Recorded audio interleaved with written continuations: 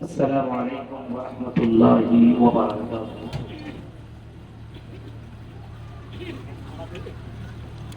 الحمد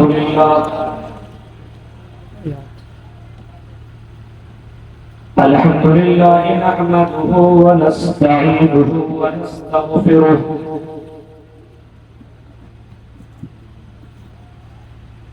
ونعوذ بالله من شرور أنفسنا ومن سيئات أعمالنا،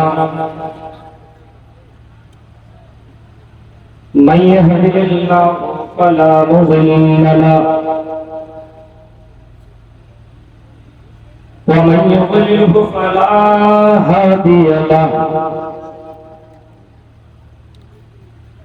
وأشهد أن لا إله إلا الله وحده لا شريك له،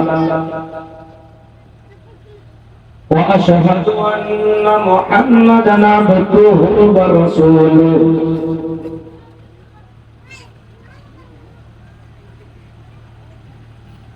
أما بعد فإن خير الحديث كتاب الله،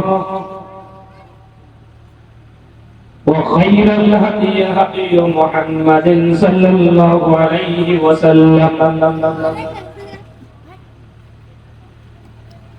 وشر الأمور محدثاتها وكل محدثة بدعة وكل بدعة ضلالة وكل ضلالة في النار۔ أعوذ بالله من الشيطان الرجيم، بسم الله الرحمن الرحيم۔ ألف لام ميم، أحسب الناس أن يتركوا أن يقولوا آمنا وهم لا يفتنون، ولقد فتنا الذين من قبلهم فليعلمن الله الذين صدقوا وليعلمن الكاذبين۔ وقال النبي صلى الله عليه وسلم ما تركت بعدي فتنة أضر على الرجال من النساء،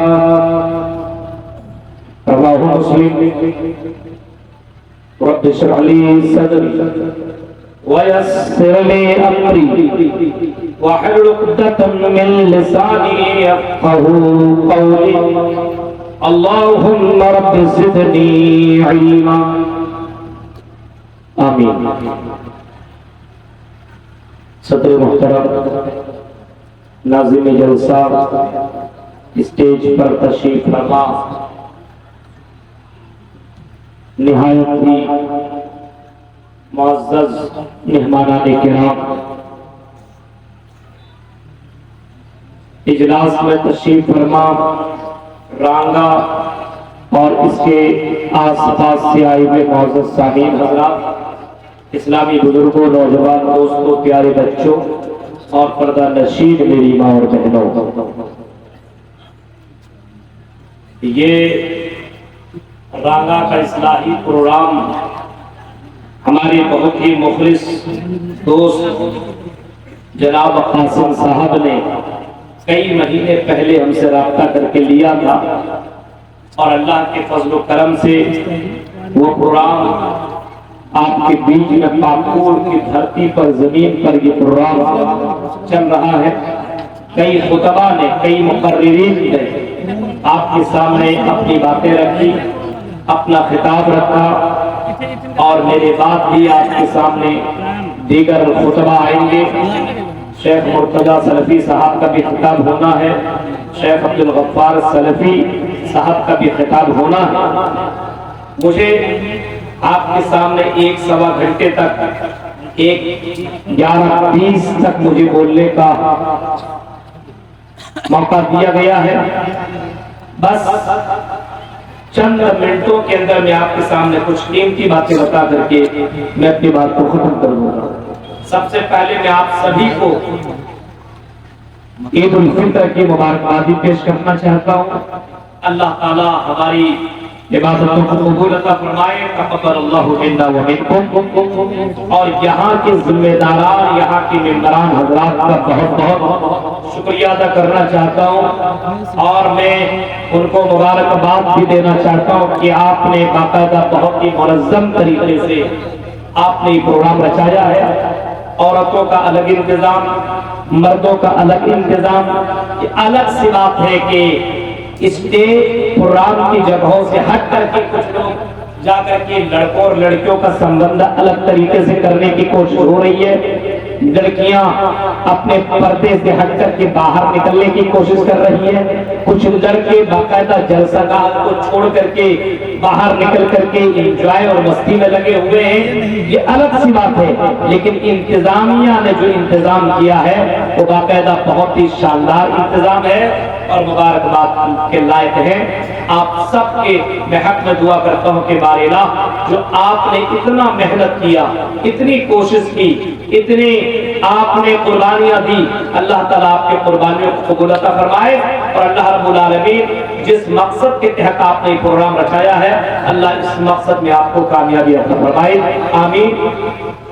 میں نے قرآن کریم سورہ عنکبوت سے 2 آیتیں تلاوت کی، انہی 2 آیتوں کو لے کر کے آج میری گفتگو ہوگی۔ ابھی ہم نے رمضان گزارا ہے، رمضان المبارک جیسا مقدس مہینہ جو خوش نصیب لوگوں کو ملتا ہے، ہر کسی کو نہیں۔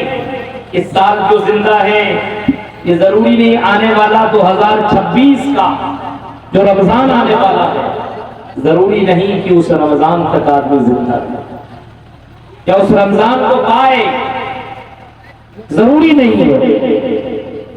جس کی زندگی میں رمضان المبارک کا مہینہ آ جائے بڑا خوش نصیب آدمی ہے۔ اور رمضان المبارک کا مہینہ ہر سال ایک بار آتا ہے، کیوں؟ لوگوں کو دیندار بنانے کے لیے، متقی بنانے کے لیے، پرہیزگار بنانے کے لیے، اس کو پکا سچا مسلمان بنانے کے لیے مہینہ آتا ہے۔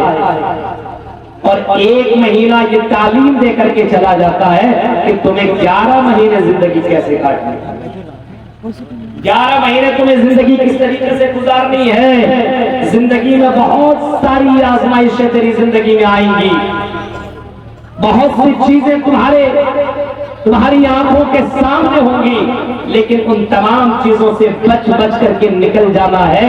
جس طریقے سے تم رمضان کے مہینے میں حالت روزہ میں جیسے بچ بچ کر کے نکل گئے، روزے کی حالت میں تمہارے سامنے کھانا بھی ہے، پانی بھی ہے، لذیذ سے لذیذ پکوان بھی موجود ہے، بہترین کھانا بھی موجود ہے، بیوی بھی موجود ہے، لیکن تم اس کا استعمال نہیں کر رہے ہو، ان چیزوں کو کھا نہیں رہے ہو، کیونکہ تمہیں معلوم ہے کہ اللہ رب العالمین نے حالت روزہ میں منع کر دیا ہے۔ آپ اللہ کو راضی کرنے کے لیے ایک مہینہ آپ نے اتنا محنت کیا، کوشش کی، آپ نے اس ساری چیزوں کی آپ نے قربانی دے، ایک مہینہ تک آپ نے مکمل متقی بننے کی یہ ساری فارمیلٹی کو آپ نے نبھایا، اور رمضان گزر جانے کے بعد اللہ تعالیٰ بھی تیری زندگی میں بے شمار چیزوں کو لا کر کے تمہیں چیک کرے گا۔ رمضان کے مہینے میں بھی چیک ہوتا تھا، موبائل نہیں۔ بہت سے لوگ بچنے کے لیے موبائل کا استعمال نہیں کر رہا تھا۔ مولانا کسی نے کہا کہ مولوی صاحب رمضان کے مہینے میں اللہ رب العالمین نے شیطان کو صحیح میں بند کر دیتا ہے۔ میں نے کہا بھائی حدیث میں لکھا ہوا ہے تفتح فی ابواب الجنہ وتغلق فی ابواب الجحیم وسلسلۃ الشیاطین، اللہ شیطان کو قید کر دیتا ہے، اللہ شیطان کو بند کر دیتا ہے۔ یہ تو حدیث اور بخاری شریف کے اندر لکھا ہوا ہے۔ کسی نے کہا کہ مولانا شیطان بند نہیں کرتا تو بہتر ہوتا کچھ اور بند کر دیتا۔ میں نے کہا کیا؟ انٹرنیٹ بند کر دیتا، موبائل ہی حرام کر دیا جاتا۔ ہم نے کہا تیری کھوپڑی میں جو بھوت بیٹھا ہوا ہے نا، اس بھوت کو نکال۔ جب اللہ نے تمہارے لیے شیطان کو بند کر دیا، وہی شیطان کی جگہ پہ لے لیا ہے۔ اور تو ہی یہ کام کر رہا ہے۔ اب ظاہر سی بات ہے تیرے کھوپڑی میں یہ بات، تیرے دماغ کے اندر اتنی گندی بات آ چکی ہے، اور مسجد کے اندر تو موبائل چلا رہا ہے، گھر کے اندر دن بھر موبائل اور ریل دیکھ رہا ہے، گندی ویڈیو دیکھ رہا ہے، موبائل سے غلط کام کر رہا ہے۔ تجھے کیا کسی مولوی نے، کسی مفتی نے، کسی عالم نے یہ نہیں بتایا کہ حالت روزہ میں صرف یہ نہیں ہے کہ کھانا اور پانی سے آدمی بچ جائے روزہ ہو جائے گا؟ یہ نہیں بتایا کہ حالت روزہ میں تمام غلط باتوں سے اور تمام ان بیکار چیزوں سے رک جانے کا نام ہے۔ کان کو غلط چیزوں سے روکیے سننے سے، آنکھوں کو روکیے غلط چیزوں کو دیکھنے سے، ہاتھوں کو روکیے غلط چیزوں کو چھونے سے، اور اپنے پاؤں کو روکیے غلط چیزوں غلط جگہوں پہ جانے سے۔ اس چیز کا نام بھی روزہ۔ آگے مولانا ہمارے یہاں تو ایسا نہیں بتایا گیا، ہم نے تو سب بتایا گیا، تو سنتا ہی نہیں ہے، سنتا ہی نہیں ہے۔ اب موبائل کیا کہتا ہے کہ موبائل ہمارا روزہ برباد کر رہا ہے۔ ابھی میں آ رہا تھا آپ کے جلسے میں، ابھی تقریر ہمارے شیخ اسلم حقانی صاحب کی زبردست طریقے سے تعلیم کے اوپر ہو رہی تھی، اور میرا پورا دل و دماغ شیخ کی تقریر کے اوپر لگا ہوا تھا، اتنی دل کی باتیں بتا رہے تھے۔ میں کیا دیکھ رہا ہوں، ایک 12 14 15 سال کا لڑکا بیٹھا ہوا فری فائر کھیل رہا ہے۔ بتائیے جنہیں دیکھ کے شرمائے یہود جلسے گاہ میں اور بغل میں بیٹھ کر کے سن رہا ہے، تو دیکھ رہا شرم نہیں آتی ہے؟ تصور کرو میرے بھائیو، ابھی رمضان گزرے ہوئے تو 4 ہی دن تو گزرے ہوئے ہیں، 3 دن آپ کی زندگی میں تو رمضان گزرا ہی ہے، 3 دنوں کے بعد اتنا بڑا شیطان تیرے اوپر قبضہ کیسے کر لیا؟ تجھے اتنا بڑا شیطان کیسے بنا دیا؟ یہاں پہ قرآن کی آیتیں پڑھی جا رہی ہے، یہاں پہ جناب محمد رسول اللہ کا فرمان پڑھا جا رہا ہے، وہاں پہ تو موبائل کا استعمال کر رہا ہے، وہاں پہ تو گانے سن رہا ہے، وہاں پہ تو فری فائر کھیل رہا ہے، وہاں پہ تو کرکٹ دیکھ رہا ہے۔ ارے بہتر تھا تو زمین میں تھک کے مر جاتا، بہتر تھا تو زمین کے اندر سما جاتا، بہتر تھا تو پانی میں ڈوب کرتے مر جاتا۔ تیرے دماغ کے اندر یہ باتیں کیسی آئی؟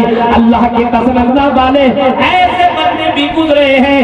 جناب محمد رسول اللہ کی جیونی اگر آپ پڑھیں گے، نبی اکرم قرآن و حدیث اگر بیان کیا کرتے تھے تو صحابہ ایسے بیٹھ جایا کرتے تھے، ایسا لگتا تھا گویا کہ ان کے سروں کے اندر پرندے بیٹھ گئے، بالکل شانت، اتنا شانت ماحول کہ میرے بھائیو، اتنا شانت ماحول کائنات میں کبھی نہیں۔ قرآن اور حدیث بیان ہو رہی ہے، اس کے باوجود لگا ہوا موبائل میں، لگا ہوا لڑکیوں کے چکر میں، لگا ہوا لڑکوں کے چکر میں۔ یہ کون سا معاملہ ہے؟ آؤ میرے بھائیوں، سلف صالحین کی زندگی اگر آپ پڑھیں گے تو اللہ کی قسم، یہ سلف صالحین روزہ گزر جانے کے بعد، رمضان المبارک گزر جانے کے بعد 6 مہینہ تک کنٹینیو اللہ سے یہ دعا مانگا کرتے تھے کہ اللہ اے پروردگار عالم، تو ہماری عبادت کو قبول کر لے، ہمارے روزے کو قبول کر لے، ہمارے صدقہ و خیرات کو قبول کر لے۔ اے اللہ، جو ہم نے رمضان کے مہینے میں جو عبادت کی اللہ، اس کو قبول کر لے اللہ۔ روزہ تو ہم نے رکھی اللہ، لیکن قبول کرنا تیرا کام ہے اللہ۔ اے اللہ، ہماری عبادتوں کو ریجیکٹ نہ کرنا، ہماری عبادتوں کو برباد نہ کرنا، ہماری عبادتوں کو کینسل نہ کرنا۔ اے اللہ، ہماری عبادتیں ایکسپٹ کر لینا۔ اے اللہ، یہ عبادتیں میں نے تیرے لیے کی ہے، ربنا تقبل منا۔ یہ سلف صالحین تھے جو 6 مہینہ تک رمضان کی قبولیت کے لیے دعا مانگا کرتے تھے۔ آج کے مسلمان ایسا لگتا ہے عید کا چاند دکھا، عید کی نماز پڑھی، اور اس کے بعد لگتا جنت الفردوس کا کنفرم سرٹیفکیٹ مل گیا ہے، اب یہ پکا جنتی بن گیا ہے۔ اسے نماز، اسے قرآن، اسے دین سے کوئی مطلب نہیں ہے۔ حالات تو وہی ہے۔ متقی بنانے کے لیے جب رمضان کا مہینہ آیا، لعلکم تتقون، اے میرے بندو، ہم نے یہ رمضان المبارک اس وجہ سے تمہارے اوپر فرض کر دیے تاکہ تم متقی بن جاؤ، دیندار بن جاؤ۔ اے لڑکیوں، تم بھی دیندار بن جاؤ، اے لڑکوں تم بھی دیندار بن جاؤ، اے دنیا والوں تم بھی دیندار بن جاؤ۔ اب اللہ جو قرآن کریم کے اندر جو آیتیں کہہ رہا ہے سنو، جو میں نے قرآن کریم کے اندر جو آیت کریمات کے سامنے تلاوت کی، اللہ فرماتا ہے احسب الناس ان يتركوا ان يقولوا آمنا وهم لا يفتنون۔ اے میرے بندو، کیا تم نے یہ گمان کر لیا ہے، کیا تم نے یہ سوچ لیا ہے، کیا تم نے یہ سمجھ لیا ہے کہ تم نے اپنی زبان سے لا الہ الا اللہ پڑھ لیا، اپنی زبان سے محمد رسول اللہ کا اقرار کر لیا، اپنی زبان سے کلمہ پڑھ لیا، اب تمہارا امتحان نہ ہوگا، تم نے ایمان لیا ہے، اب تمہاری آزمائش نہ ہوگی، تمہیں چیک نہ کیا جائے گا، تمہارا امتحان نہ لیا جائے گا، تمہیں آزمائش نہیں کی جائے گی، تمہارا امتحان نہیں لیا جائے گا۔ حسب الناس ان یترکوا، کیا تمہیں چھوڑ دیا جائے گا، تمہاری آزمائش نہ ہوگی؟ کیا تمہاری زندگی میں فتنے نہ ڈالے جائیں گے؟ کیا تمہاری زندگی میں آزمائشیں نہ ڈالی جائیں گی؟ کیا تم نے یہ سوچ لیا ہے؟ اللہ کہتا وہ لا یفتنون، بھائی میرے بندو کیا سمجھتے ہو کہ تم فتنے کے اندر مبتلا نہیں کیے جاؤ گے؟ کیا سمجھ رہے ہو؟ اللہ کہہ رہا ہے آئی میرے بندو یہ تو میری سنت رہی ہے، یہ تو میرا طریقہ رہا ہے، یہ تو میرا قانون رہا ہے، یہ تو میری زندگی، یہ تو تمہاری زندگی کے اندر میں نے ایک اصول بنا دیا ہے جو دنیا کے اندر آیا ہوا ہے۔ ہم ان بندوں کو ہم چیک کریں گے جو کلمہ لا الہ الا اللہ پڑھ لیتا ہے، ہم یہ دیکھیں گے وہ پکا مسلمان ہے کہ کچا مسلمان ہے، وہ اوریجنل مسلمان ہے کہ ڈپلیکیٹ مسلمان ہے، واقعی وہ مسلمان ہے صرف لیبل لگا لیا، صرف کرتا پاجامہ پہن لیا، صرف ٹوپی پہن لیا، صرف نقاب پہن لیا، صرف حجاب پہن لیا، صرف نام رکھ لیا، اسی وجہ سے وہ مسلمان ہے کہ اوریجنل مسلمان ہے۔ ہم اس کی زندگی میں بے شمار فتنے لا کر کے رکھیں گے اور اس کی زندگی میں ہم آزمائش کریں گے، اس کی زندگی میں ہم فتنے لائیں گے اور ان فتنوں کے ذریعے سے مومن کو پرکھیں گے کہ کون پکا ہے کون کچا ہے۔ یہ تو اللہ کی سنت ہے میرے بھائی، طریقہ ہے، چیک کرے گا۔ رمضان ختم، اب شیطان بھی چھوڑ گیا ہے، جو قید تھا وہ تو چھوٹ ہی گیا، انتظار کر رہا تھا، بس رکے رہو رکے رہو، بس کہ آدمی بھی انتظار کر رہا تھا، 4 دن بچا ہے، 5 دن بچا ہے، شیطان بھی انتظار کر رہا ہے، 4 دن بچا ہے، 5 دن بچا ہے، 2 دن بچا، وہ بھی سوچ رہا 2 دن بچا، رک تو انتظار کر رہا، میں بھی انتظار کر رہا ہوں، تو انتظار کر رہا ہے، میں بھی انتظار کر رہا ہوں، تو نکل میں تجھے کیسے جکڑتا ہوں، اور جیسے نکلا یہ چاند عید کا ویسے یہ شیطان بھی نکلا اور اتنا نکلا اور ایسے قبضے میں لیا، عید ہی کے دن ایسا لگتا ہے یہ سلمان اور شاہ رخ کا بھائی بن گیا، یہ عامر کا بھائی بن گیا، یہ ہیروئن یہ فلمی دنیا کی بہنیں بن گئی، ایسی ایسی شکل و صورت اور ایسے ایسے کپڑے اور نوجوانوں کے اندر ایسے لباس، ایسی ایکٹنگ، ایسا انداز کہ مسلمان ہے۔ اور پہلا ہی کون سی فلم ریلیز ہوئی ہے؟ سلمان خان، دیکھیے سکندر، سن رہے کون سی مووی؟ سکندر۔ آؤ ہم تو سر میں ڈوبے ہیں، تم کو بھی لے ڈوبیں گے۔ آپ بتائیے عید کا تحفہ دے رہا یہ مسلمان ہے جنہیں دیکھ کے شرمائی لگو۔ عید کا تحفہ بہتر تھا کہ عید کے دن یہ فلم نہ نکلتا، بہتر تھا سلمان کی زندگی میں بتاؤ کہ تمہیں بھی مرنا ہے مسلمان کے نام پہ، جو تم دنیا کی دولت کمانے کے چکر میں ان مسلمانوں کو تم شیطان کی جگہ پہ جگہ لے لیے ہو، اللہ کو تمہیں بھی جواب دینا پڑے گا۔ اور جو مسلمان پہلا شو میرے طرف سے عیدی کا تحفہ، ہم ٹکٹ کٹوائیں گے، کتنے مسلمان ہوں گے جو پہلا شو دیکھا؟ کلکتہ سے دلی سے فون آیا، مولانا ہمارے یہاں بلیک، ہمارے یہاں ٹکٹ ہی نہیں مل رہا۔ میں نے کہا جنت کی ٹکٹ ہے کیا؟ پہلا دن شکرانے کے طور پر عید کی نماز کیوں پڑھ رہا بات بندہ؟ عبادتیں کیا شکرانے کے طور پر، اور وہاں پہ فرشتے دعا کر رہے اللہ اس کی عبادت کو اللہ قبول کر دے۔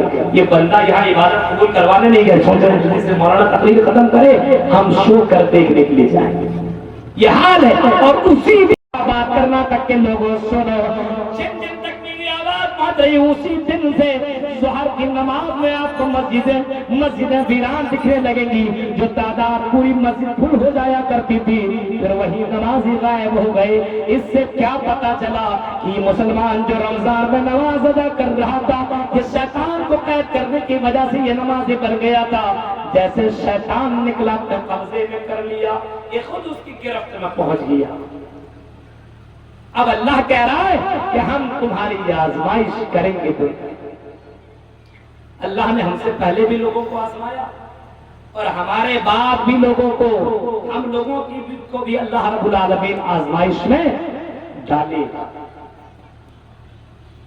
ہم سے پہلے بھی اگر ان واقعات کی طرف نظر دوڑاؤں اور ان واقعات کو لے کر کے میں آپ کے سامنے چلوں تو میرے بھائی جو آپ منظر کو دیکھیں، آپ نے ابھی تو قرآن پڑھائی ہوگا رمضان میں، کتنے لوگوں نے قرآن ختم کیا؟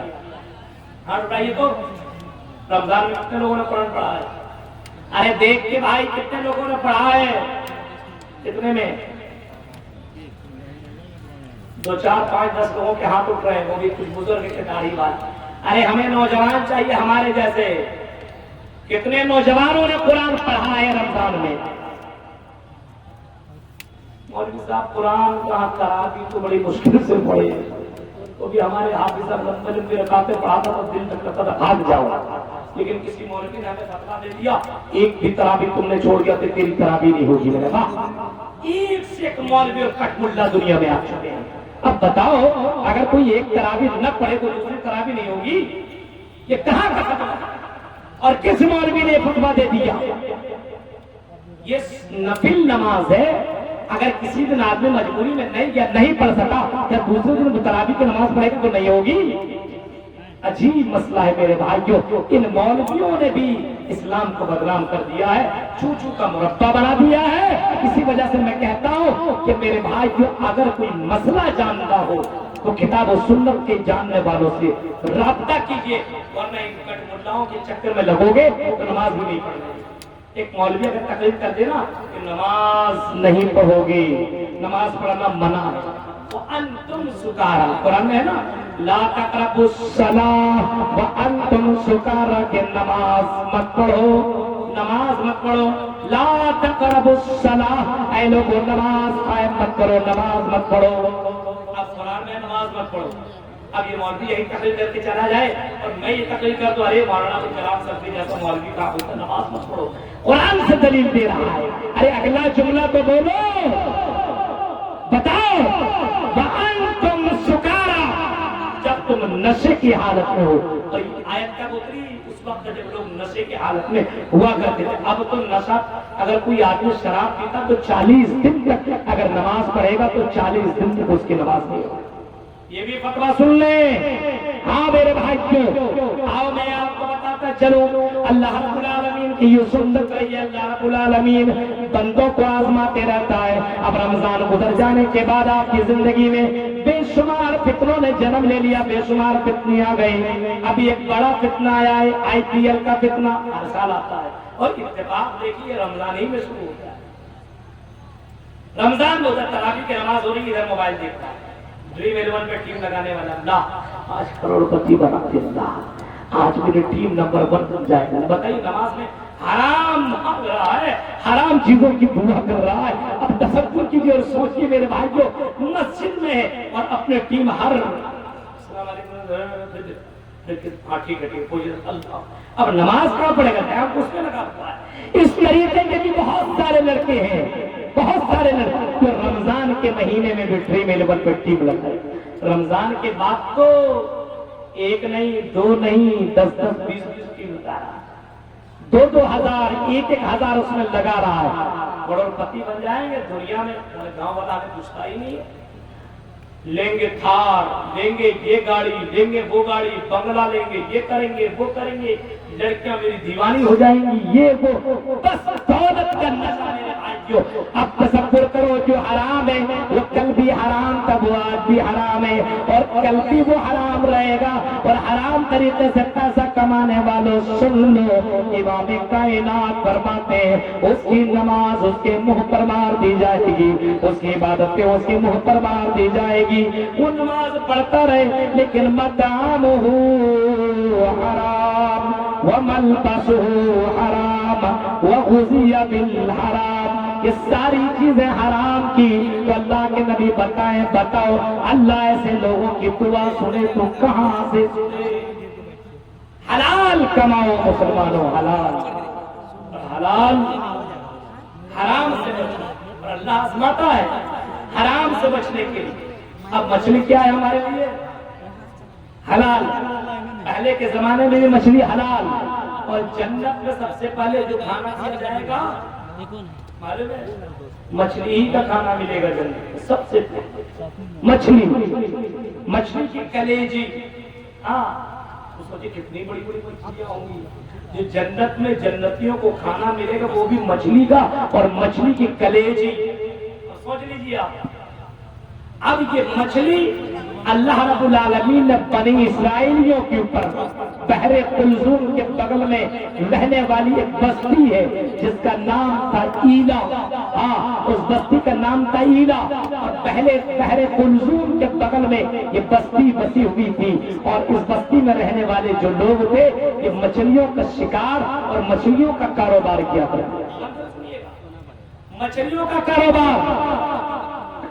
اب اللہ رب العالمین نے دیکھا کہ مچھلیوں کے چکر میں اتنا دیوانہ اور پاگل ہے کہ اللہ کو بھول بیٹھا ہے، اللہ ہی کو بھول بیٹھا ہے، تو اللہ تعالیٰ نے اپنے نبی کے ذریعے سے ان لوگوں کو آزمانے کے لیے ایک امتحان لیا۔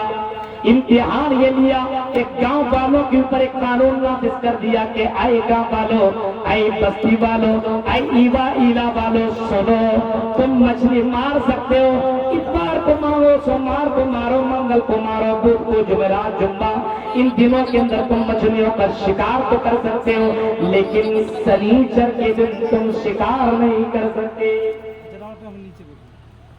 منظر سنیے گا تھوڑا میرے بھائیوں رنگا کے لوگوں، اللہ رب العالمین نے بحر قلزم کے بغل میں ایک سمندر دریا کے بغل میں رہنے والا جو ایک بہت خوبصورت بستی، اور بستی والوں کو اللہ تعالیٰ نے آزمانے کے لیے قانون بنا دیا کہ مچھلی تمہارے لیے تو حلال ہے، لیکن ایک دن ہم تمہارے لیے حرام کر رہے ہیں کہ تم سنیچر کے دن مچھلی کا شکار نہیں کر سکتے، مچھلی کو تم پکڑ نہیں سکتے ہو، مچھلی تم سنیچر کے دن استعمال نہیں کر سکتے ہو، مچھلی کے دن شکار کرنا سنیچر کے دن تمہارے لیے حرام۔ اب گاؤں والا اتوار، سوموار، منگل، بدھ، جمعرات، جمعہ، ان دنوں کے اندر شکار کرنے کے لیے دوڑتے تھے، بھاگتے تھے، اور دن دن بھر شکار میں رہا کرتے تھے، لیکن مچھلی پکڑ نہیں پاتے تھے، شکار ہی نہیں ہو پاتا، ساری مچھلیاں سمندر کے اندر چلی جاتی۔ اب ظاہر سی بات ہے باہر نہیں تب نہ شکار ہو، یہ مچھلیاں سمندر کے اندر پہنچ جایا کرتی تھی، اب شکار نہیں کر پا رہا ہے، لیکن جیسے سنیچر کے دن یہ لوگ سمندر کے کنارے، دریا کے کنارے پہنچتے تھے کہ چلو آج تو شکار نہیں کریں گے، لیکن چلو سمندر کا مزہ لے لیتے ہیں، دریا کا مزہ لے لیتے ہیں۔ بحر قلزم کے بغل میں جب وہ پہنچا کرتے تھے سمندر کے کنارے، تو بڑی بڑی مچھلیاں کے پیروں کے سامنے آ کر کے مڈلانے لگتی تھی، ٹہلنے لگتی تھی، بڑی بڑی مچھلیاں دیکھ دیکھ کر کے منہ میں پانی آنے لگتا ہے۔ اس سے مولوی بدنام ہے نا، مرغا دیکھ کر پانی آنے لگتا ہے، بدنام تو ہے بولنے میں کیا نہیں، کتنوں کم کھاؤ لیکن بولے گا مولوی بہت کھاتا ہے، اللہ کھلاتا ہے۔ اب یہ مچھلی دیکھ کر کے منہ میں پانی آتا ہے، اتنی بڑی بڑی مچھلیاں، اور پکڑ نہیں سکتے، ہاں شکار نہیں کر سکتے کیونکہ منع ہے۔ اب ایک ہفتہ رکا، 2 ہفتہ رکا، 3 ہفتہ رکا، لیکن پھر معاملہ وہی، سنیچر کے بعد مچھلی گائے۔ اب کچھ لوگوں نے کہا نبی اور یہ مولویوں کی باتیں چھوڑو، ارے سنیچر کے دن تب کوئی راستہ نکالتے، چور دروازہ۔ کون سا دروازہ؟ چور دروازہ۔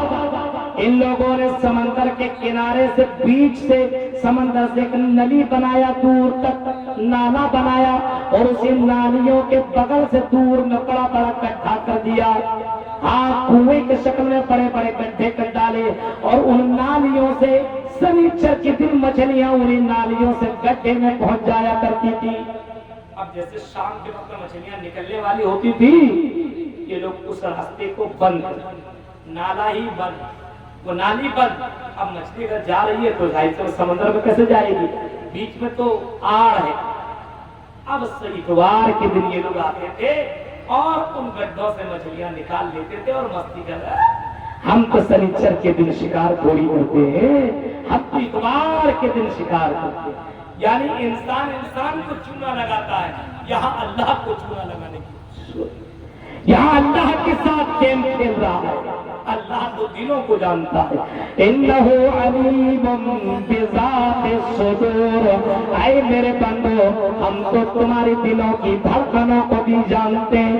اے میرے بندو جو تم چوریاں کرتے ہو آنکھوں سے، یعلم خائنۃ الاعین وما تخفی الصدور، اے میرے بندو جو تم اپنی آنکھوں سے چوریاں کیا کرتے ہو، جو تم اپنی آنکھوں سے اگل بغل دیکھا کرتے ہو، تمہارا گھر والا اور بغل والا تو جان نہیں رہا یہ کس کو دیکھ رہا ہے، لیکن تم آنکھوں کی چوریوں سے تم کسی اور کو دیکھ رہے ہوتے ہو۔ اللہ تعالیٰ تمہاری آنکھوں کی چوریوں کو بھی جانتا ہے۔ جب تم اتنا بڑا گھٹنا کر رہے ہو، جب اتنا بڑا تم پاپ کر رہے ہو، تو کیا اللہ تعالیٰ تمہارے دلوں کو نہیں جانے گا؟ شنیچر کے دن شکار کرنا منع تھا، شنیچر کے دن تم نے نالیوں کے ذریعے سے گڈھوں میں مچھلیوں کو پہنچا دیا اور مچھلیوں کا تم نے شکار کرنا شروع کر دیا۔ اللہ رب العالمین کو یہ برداشت نہ ہوا کہ جو چیز ہم نے حرام کیا وہ حرام کام یہ بندہ کرنے لگا۔ اب اس گاؤں کے اندر 3 جماعت ہو گئی، ایک جماعت شکار کرنے والی تھی، دوسری جماعت منع کرنے والی تھی، اور تیسری جماعت چپ چاپ رہنے والی تھی، نہ کچھ بولتی تھی۔ وہ جماعت چپ چاپ، منع بھی نہیں کر رہی، خاموش۔ اللہ رب العالمین نے اس گاؤں کے اوپر عذاب مسلط کر دیا، رات میں سارے کے سارے سو گئے۔ جو لوگ شکار کرنے والے تھے اللہ نے ان لوگوں کو سور بنا دیا، اور جو لوگ منع کرنے والے نہیں تھے، چپ چاپ رہنے والے تھے، ان لوگوں کو اللہ نے بندر بنا دیا، اور جو لوگ خاموش، جو لوگ منع کرنے والے تھے اللہ نے اسے اسی حالت میں برقرار رکھا، انسان ہی رہنے دیا۔ پتہ یہ چلا کہ سماج کے اندر اگر کوئی غلط کام ہو اور اگر دعوت و تبلیغ کا کام نہ ہو، اگر منع نہ کیا جائے، تعلیم نہ دی جائے، بتایا نہ جائے، حلال و حرام سکھایا نہ جائے، میرے بھائیو اگر حرام طریقہ اپنایا جائے تو اللہ کا عذاب آ سکتا ہے، اللہ کی عذاب میں گرفتار بندہ ہو سکتا ہے۔ قرآن کریم کے اندر اس آیت کریمہ کی تفسیر پڑھ لینا، وَاسْأَلْهُمْ عَنِ الْقَرْيَةِ الَّتِي كَانَتْ حَاضِرَةَ الْبَحْرِ، قرآن کریم کی اس آیت کریمہ جو 9ویں پارے کی آیت ہے، اس آیت کی پوری تفسیر پڑھ لینا میرے بھائیو۔ واقعات سے بہت سے سبق ہمیں ملتے ہیں کہ اگر کوئی غلط کام کرتا ہے تو سماج کے اندر ایسے لوگ ہونے چاہیے جس کو منع کرنا چاہیے۔ صرف یہ ہم مولویوں کا کام نہیں ہے، صرف یہاں کے ذمہ داروں کا کام نہیں ہے، صرف پاکوڑ کی جمعیت کا کام نہیں ہے، ان لوگوں ہر کوئی ذمہ دار ہے۔ کلکم راع وکلکم مسئول عن رعیتہ، ہر کوئی ذمہ دار ہے اور ہر کسی سے اس کی ذمہ داری کے بارے میں اللہ سوال کرے گا۔ اگر ہمارے بچے فری فائر کھیل رہے ہیں، اگر حرام کام کر رہے ہیں تو منع کرنا یہ آپ کی ذمہ داری ہے، یہ باپ کی ذمہ داری ہے، یہ بھائیوں کی ذمہ داری ہے، یہ گاؤں کے بڑے بزرگوں کی ذمہ داری ہے، یہ گاؤں کے ذمہ داران کی ذمہ داری ہے۔ اگر ہمارے سماج کے اندر زناکاری ہو رہی ہے تو اس زنا کی پاپ کو روکنا بھی ہماری ذمہ داری بنتی ہے۔ اگر سماج کے اندر اگر غلط کام ہو رہا ہے اور اگر حرام طریقے سے پیسے کمانے کے اگر کوئی راستے تیار کیے جا رہے ہیں، کھولے جا رہے ہیں، اور راستوں کو بند کرنا بھی ہماری ذمہ داری بنتی ہے۔ اگر نہیں ہم نے یہ کام کیا تو میرے بھائیوں اللہ کی عذاب کی گرفت میں ہم آ سکتے ہیں۔ اسی وجہ سے اللہ رب العالمین نے فرمایا، اور لوگوں سنو، ہم نے تمہیں دنیا میں پیدا کیا، ہم تمہاری آزمائش کریں گے اور کئی طریقے سے ہم تمہاری آزمائش کریں گے۔ اب ایک آزمائش دیکھیے، رمضان کے بعد ہماری زندگی میں ایک آزمائش کیا ہے؟ دولت کا جو فتنہ ہے نا، یہ بہت بڑا فتنہ ہے۔ ان لکل امت فتنہ وفتنۃ امتی المال، امام کائنات فرماتے ہیں سنو، ہر امت میں کوئی نہ کوئی فتنہ ضرور رہا ہے، کوئی نہ کوئی آزمائش ضرور رہی ہے، کوئی نہ کوئی امتحان ضرور رہا ہے۔ اللہ تعالیٰ میرے امت میں فتنہ ڈالے گا، اور میری امت کا سب سے بڑا فتنہ ہوگا وہ مال کا فتنہ ہوگا، وہ دولت کا فتنہ ہوگا. اس دولت کے فتنے میں مرد بھی گرفتار ہو جائیں گے, اس دولت کے فتنے میں عورتیں بھی گرفتار ہو جائیں گی. آج ہمارے سماج کے اندر دیکھو دولت کا لالچ اتنا بن گیا, دولت کے لیے اتنا پاگل ہو گیا ہے, نماز کی کوئی پابندی نہیں, نہ ظہر نہ عصر نہ مغرب نہ عشاء نہ فجر.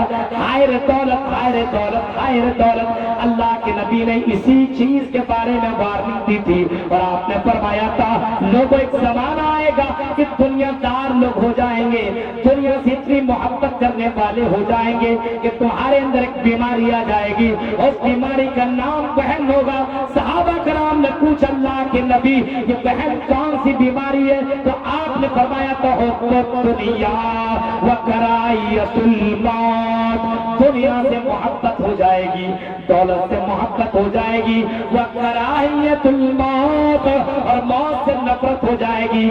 آج ایک چھوٹا سا بچہ 10-12 سال کا بچہ دولت کی پاگل ہے, دیوانہ ہے. اور لوگوں دنیا کے اندر سب سے بڑی دولت ایمان کی دولت ہے, سب سے بڑی دولت ایمان کی دولت ہے. یہ دولت آج تمہیں پتہ نہیں چل رہا ہے, مرنے کے بعد قیامت کے دن یہ دولت کا پتہ چلے گا کہ اللہ کے سامنے اگر بندہ دنیا کی تمام دولتیں رکھ دے گا اور قیامت کے دن میدان محشر میں اگر یہ ایمان کی دولت لے آئے گا, میرے بھائیوں تو ایمان کی دولت بھاری پڑ جائے گی اور ان کافروں کے لیے دنیا کی تمام دولتیں بیکار ہو جائیں گی.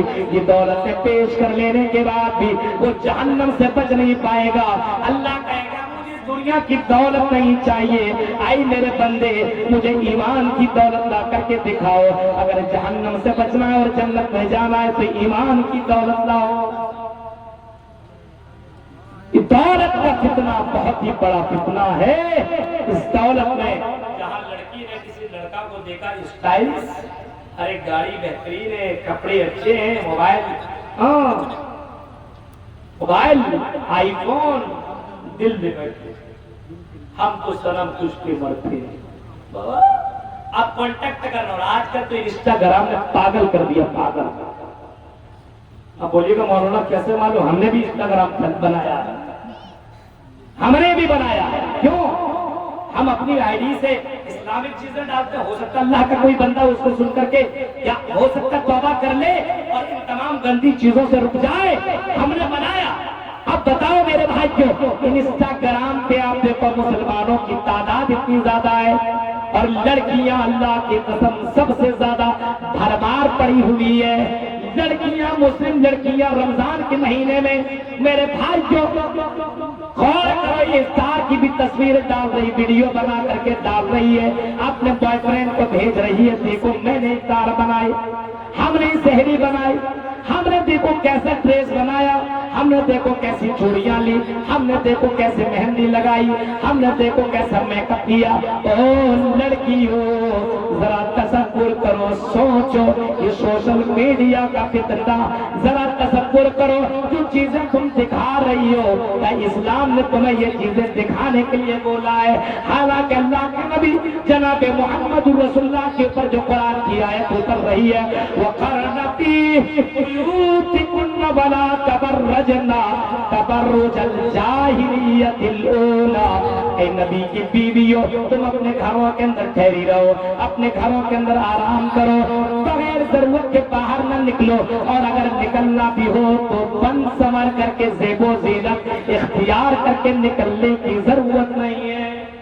آج بولیں گے ہمارے یہاں مسلمان, ارے ہم لوگ کہاں نکلتے, ہماری بیٹی تو گھر میں رہتی ہے, ہماری بیٹیاں تو گھروں کے اندر رہتی ہے. ارے گھروں کے اندر ضرور رہتی ہے, لیکن تمہاری بیٹیوں کو, تمہاری بہنوں کو انسٹاگرام نے, فیس بک نے باہر نکال دیا ہے. کیوں نہیں غور کرتے ہو اپنی بیٹیوں کی ان کنڈیشن پہ؟ لڑکوں سے کانٹیکٹ کرنے والیوں اور اے لڑکوں لڑکیوں سے سمپرک کرنے والوں, غور کرنا اس دولت کے لپیٹ میں لڑکیوں کو لپیٹنے والوں, اور اے لڑکیوں دولت کے چکر میں لڑکا ہینڈسم دیکھا, تھوڑی سی دولت دیکھ لیا اور اسی کی دیوانی ہو گئی اور اسی کو تم نے دل پہ بیٹھا. سوچو کہ تم کون سی بے حیائی والا کام کر رہی ہو. اللہ کی قسم تمہیں مرنا ہے اللہ کے یہاں جانا ہے، قرآن و حدیث پڑھو، اور قرآن و حدیث پڑھنے کے بعد تمہیں پتا چلے گا کہ اللہ کی قسم دنیا میں یہ تو آزمائش ہے، مردوں کے لیے عورتیں آزمائش، عورتوں کے لیے مرد آزمائش۔ کیا دنیا کے اندر عورت کی بہت بڑا فتنہ بھی میں آپ کو بتاؤں گا، لیکن یہ عورت دولت کے چکر میں گرفتار ہے۔ کتنی جگہوں پہ میں نے دیکھا اور میں نے سنا کہ مولانا فلاں عورت نے اپنے بچوں کو چھوڑا اور فلاں آدمی کے ساتھ بھاگ گئی۔ سوچو کیوں بھاگی؟ وہ پیسے والا تھا، وہ دولت والا تھا، اس نے اپنے بچوں کا بھی پرواہ نہ کیا، اور لڑکی پیسے کے چکر میں اپنا ایمان دے بیٹھتی ہے۔ غور کرو، یہ تو معاملہ مسلمان کا ہے۔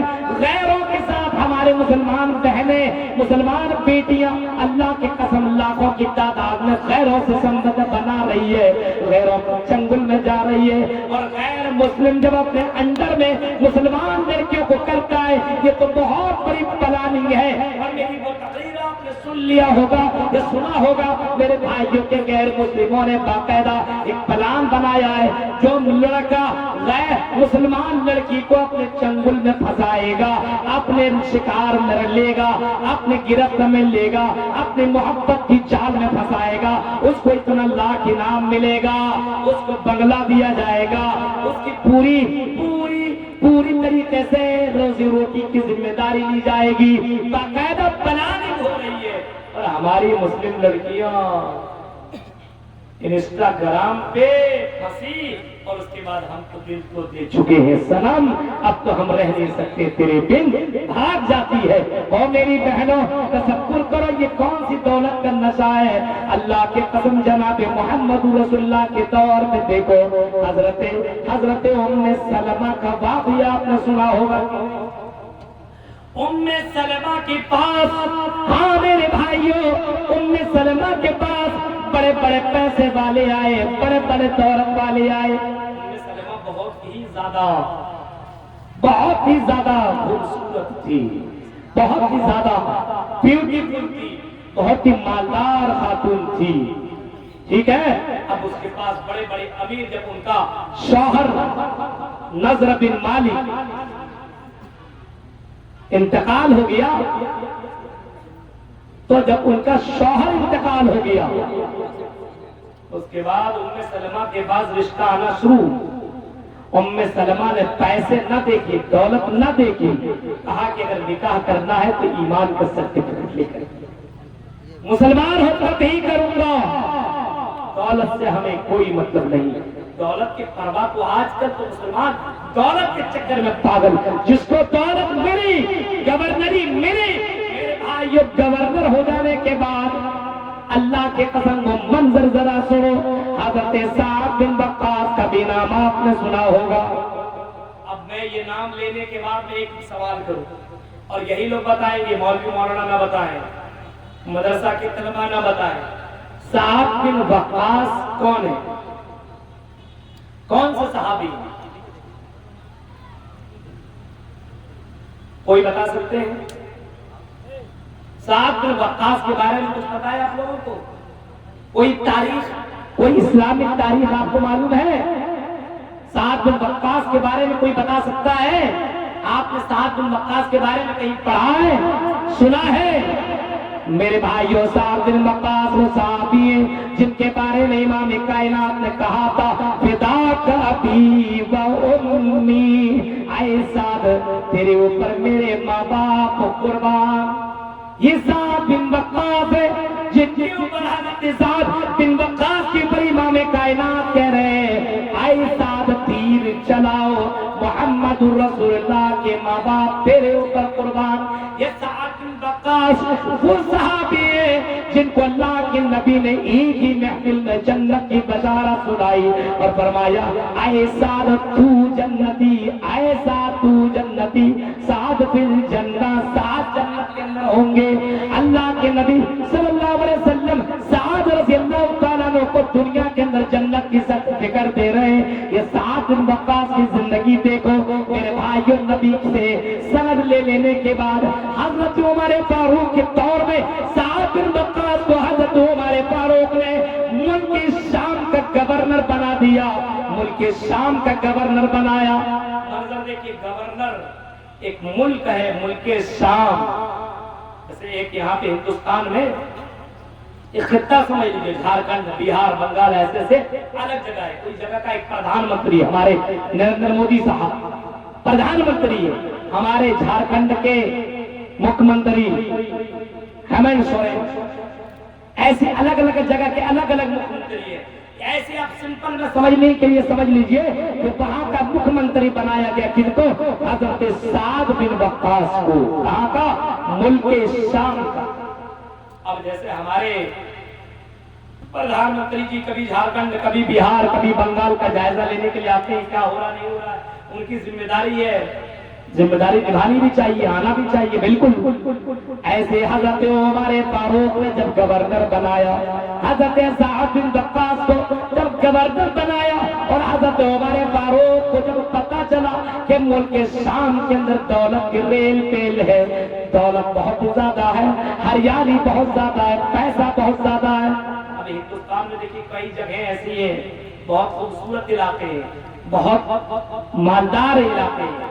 جھارکھنڈ کے اندر بھی پیسہ کم نہیں ہے، بہت پیسہ ہے۔ یہ الگ سی بات ہے کہ جھارکھنڈ میں سب سے زیادہ لیبر ہے، سب سے زیادہ کام کرنے والا ورکر آپ کو جھارکھنڈ میں کم ملے گا۔ کہیں چلے جاؤ ہندوستان میں کوئی نہ کوئی ملتا ضرور ہے۔ السلام علیکم، وعلیکم السلام۔ جھارکھنڈ کا ہو، بہار کا ہو، لیکن جھارکھنڈ میں پیسہ بھی بہت ہے، بہت۔ ایک الگ سی بات ہے کہ ان پیسوں پہ قبضہ کسی اور نے کر لیا۔ اب ملک شام بہت ہی زیادہ دولت والا علاقہ تھا۔ حضرت عمر فاروق ملک شام کی طرف جاتے، تھوڑا سا معائنہ کرنے کے لیے، جائزہ لینے کے لیے، چلو ملک شام دیکھ کر کے آتے ہیں۔ ملک شام پہنچ جاتے ہیں۔ ملک شام میں وہاں کے گورنر کو حضرت سعد بن وقاص کو بلایا جاتا ہے۔ اے سعد بن وقاص آؤ، ادھر آؤ۔ حضرت سعد بن وقاص جب حضرت عمر فاروق کے پاس آتے ہیں، سعد بن وقاص سے کہتے ہیں، اے گورنر سعد بن وقاص، چلو ہمیں ملک شام کا جائزہ کرواؤ، ہمیں ملک شام دکھاؤ۔ حضرت سعد بن وقاص نے الگ الگ جگہ گھمایا، الگ الگ جگہ دکھایا، الگ الگ جگہ کے بارے میں آپ کو انفارمیشن دی۔ اب حضرت سعد بن وقاص بتاتے جا رہے ہیں، عمر فاروق سنتے چلے جا رہے ہیں۔ عمر فاروق کچھ دن تک ملک شام کے اندر رہے۔ اب حضرت عمر فاروق نے اتنا خوبصورت شہر جب دیکھ لیا، اتنا خوبصورت جب علاقہ دیکھ لیا، اتنی بڑی بڑی بلڈنگیں دیکھ لی، تو حضرت عمر فاروق کے دل میں آیا کہ سعد بن وقاص تو یہاں کا گورنر ہے، اس کی بھی بڑی بلڈنگ ہوگی، یہ بھی تو بڑے بنگلہ میں رہا کرتا ہوگا، اس نے بھی بہت دولت جمع کر لیا ہوگا۔ دل میں خیال آیا، اور خیال آتی حضرت عمر فاروق نے حضرت سعد بن وقاص سے پوچھ دیا، اے سعد ذرا اپنا گھر بھی تو دکھاؤ۔ کیا پوچھا؟ اے سعد ذرا اپنا گھر بھی تو دکھاؤ، تم نے تو ملک شام دکھایا، اے سعد چلو میں تمہارا گھر دیکھنا چاہتا ہوں، کیونکہ ملک شام کے تم گورنر ہو۔ سعد بن وقاص کہتے ہیں، اے امیر المومنین میرا گھر مت دیکھیے، اے امیر المومنین میرا گھر مت دیکھیے۔ حضرت عمر فاروق کہتے ہیں، اے سعد بار بار تھوڑی ملک شام آ پاؤں گا، چلو ہمیں اپنا گھر دکھا لو۔ اچھا آپ کے یہاں ہو، میرا کوئی خاص آدمی ہے، ابھی قاسم بھائی ملے تو ہم نے کہا یار اپنا گھر لے کے نہیں گئے، تو انہوں نے دکھایا اپنا گھر، یہی میرا گھر ہے، ابھی چلیے پروگرام اس کے بعد ہم آپ کو اپنا گھر دکھائیں گے۔ جس سے بڑا گہرا تعلق ہوتا ہے اس سے آدمی بول دیتا ہے۔ حضرت عمر فاروق نے سعد بن وقاص سے کہا، اے سعد کیا اپنا گھر نہیں دکھاؤ گے؟ بہت زیادہ ضد کرنے لگے، تو حضرت سعد بن وقاص کہتے ہیں، چلیے اگر آپ کو میرا گھر دیکھنا ہے تو چلیے میرا گھر دیکھ لیجیے۔ حضرت عمر فاروق سوچنے لگے یہ بھی بہت پیسہ جمع کیا، دولت جمع کیا، گورنر ہے بھائی، ہمارے یہاں کوئی مکھیا ہی نہیں جاتا ہے، لاکھوں کا مالک، ہاں کوئی پنچایت کا سمیتی بن جائے لاکھوں میں کھیلتا ہے، کوئی ودھائک بن جائے کروڑوں میں کھیل رہا ہے، کوئی مکھ منتری بن جائے تو اس کی دولت کا اندازہ نہیں لگایا جا سکتا۔ یہاں سعد بن وقاص کے بارے میں کیا سوچ رہے ہیں؟ حضرت عمر فاروق کے بہت پیسہ ہوگا، ان کے پاس بہت دولت ہوگی، بہت بڑا بنگلہ ہوگا۔ حضرت عمر فاروق سعد ساتھ چلنے لگے اور چلتے چلتے شہر کو کراس کرنے لگے. جب بیچ شہر میں پہنچتے ہمارے فاروق کہتے کیا اسی بیچ شہر میں تمہارا بنگلہ ہے؟ آخر نہیں امیر المومنین، شہر گزرنے کے بعد میرا گھر ہے، شہر گزرنے کے بعد میرا گھر ہے. چلیے تھوڑا سا اور آگے چلیے. شہر ختم ہو گیا، شہر کے باہر نکل گئے اور اب ہمارے فاروق کہتے ہیں آئے ساتھ یہ پورا شہر ختم ہو چکا ہے، آپ کا مکان بنگلہ تو مجھے نظر نہیں آ رہا ہے. ساتھ میں مکہ سے دور سے کہتے ہیں امیر المومنین دیکھیے وہ جھونپڑی جو دکھائی دے رہی ہے وہی میرا گھر ہے، وہی میری جھونپڑی ہے. آئے امیر المومنین وہی میری جھونپڑی، وہی میرا بنگلہ، وہی میرا گھر ہے. امیر المومنین جب اس جھونپڑی میں تشریف لے جاتے ہیں حضرت عمر فاروق کی آنکھوں میں آنسو چلے آتے ہیں، آنسو گرنا شروع ہو جاتے ہیں، بہنا شروع ہو جاتے ہیں. ساتھ میں وقاص نے جب آنسو دیکھا امیر المومنین سے کہتے ہیں آئے امیر المومنین یہ بتائیے آپ کیوں رو رہے؟ امیر المومنین کہتے ہیں کہ ملک شام کا گورنر اور یہ جھونپڑے آئے سعد بن وقاص جھونپڑے میں تو مجھے کچھ دکھتا ہی نہیں ہے. اب یہ بتاؤ تم سوتے کہاں ہو، کھاتے کہاں ہو؟ کوئی تمہارے گھر کے اندر کھانے پینے کا سامان نظر نہیں آ رہا ہے. حضرت سعد بن وقاص نے ہاتھ اوپر کیا اور اوپر سے ایک اتنا بڑا ایک برتن نکالا. اسی برتن کے اندر کچھ روٹیاں بھگوئی ہوئی تھی، کچھ روٹیوں کو اس نے پانی میں ڈالا ہوا تھا. حضرت ہمارے فاروق کو دکھایا اور کہنے لگا اے امیر المومنین یہ چند روٹیاں ہیں، بغل والی ایک عورت تو اس کو میں بول دیتا ہوں کہ میرے لیے 2-4 دن کے لیے روٹیاں پکا دو، میں اسے پیسہ دے دیتا ہوں، اجرت دے دیتا ہوں، وہ میرے لیے روٹیاں پکا دیتی ہے. ان روٹیوں کو میں پانی میں بھگو دیتا ہوں اور جب میں گھر رہتا ہوں رات میں تو اس برتن کو نکالتا ہوں اور روٹیاں کھا لیتا ہوں اور میں سو جاتا ہوں. آئی امیر المومنین میرا یہی کچن. سنو او امیرو اور دنیا کے چکروں میں پڑنے والوں ذرا غور کرو، جنت کی سرٹیفکیٹ مل گئی پھر بھی دنیا کی کوئی پرواہ نہیں. امیر المومنین کہتے ہیں صاحب یہ بتاؤ تم سوتے کہاں ہو؟ جائے نماز نکالا، مصلی نکالا اور مصلی نکالنے کے بعد کہنے لگے اے امیر المومنین یہ مصلی دیکھیے جب میں اپنا گھر آتا ہوں نماز اسی مصلی پہ پڑھ لیتا ہوں اور اسی مصلی پہ میں سو جاتا ہوں، آرام کر لیتا ہوں، کیونکہ میرے اوپر ذمہ داری اتنی زیادہ ہے کہ مجھے اللہ کے یہاں جواب دینا پڑے گا، مجھے اللہ کے یہاں حساب دینا پڑے گا. یہی تو چیزیں میرے پاس ہے. امیر المومنین زاروں کے تار رونے لگے کہ گورنر ہے، یہ ملک شام کے پاورفل آدمی ہے. سعد بن وقاص ہے، ان کا یہ حال ہے کہ جھونپڑی میں رہ رہے، نہ تکیا نہ بستر ہے، نہ کولر ہے، نہ پنکھا ہے، نہ بہت سے سامان اتنے تیار کر رکھا ہے. اللہ کے نبی نے سچ کہا آئے سعد تو جنتی، آئے سعد اگر تو جنت میں نہ جائے گا تو کون؟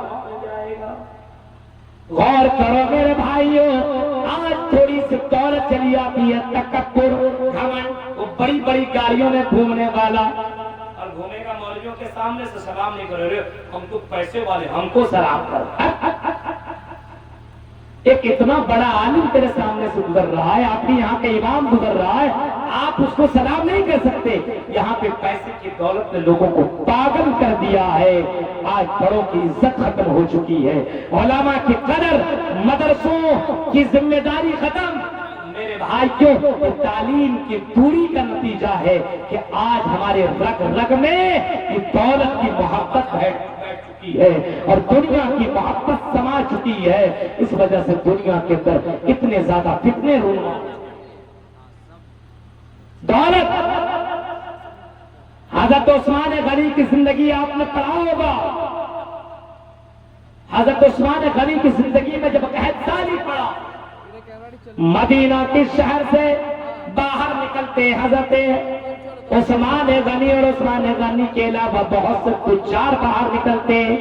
خبر آ گئی تھی کہ ملک شام سے کئی اونٹوں میں لدا ہوا سامان آ رہا ہے. اور ظاہر سی بات ہے جب قحط سالی پڑ جائے، اناج نہ ہو، تو جو چیزیں اب لاک ڈاؤن میں دیکھے تھے نا قیمت کتنی بڑھ گئی تھی. کہیں سے سامان ہی نہیں مل رہا تھا. ابھی خبر آ جائے کہ نمک کا دام بڑھنے والا ہے. ابھی جو 10 روپیہ میں جو نمک 20 روپیہ میں مل رہا ہے نا, ڈائریکٹ اب 50 روپیہ میں بیچ. اور جہاں تھوڑی سی اس چیز کی کمی ہو رہی ہے فوراً اس کا دام ڈبل سے ٹرپل کر دیا جاتا ہے. ملک کے شام کے اندر جب مدینہ کے سرزمین میں قحط پڑا, یہ تجار باہر نکلے,